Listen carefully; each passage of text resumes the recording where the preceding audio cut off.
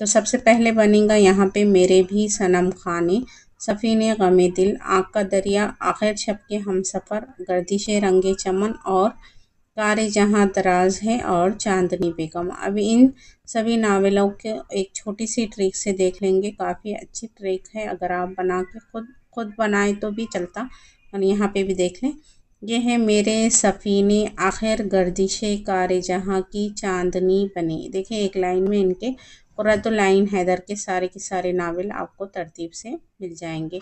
मेरे सफ़ीने आखिर गर्दिशे कार जहाँ की चांदनी बने, मेरे भी सनम खाने, सफ़ीने से सफ़ीने गमे दिल, आखिर से आखिर शब के हमसफ़र, गर्दिशे रंगे चमन, कार जहाँ दराज है और चांदनी बेगम।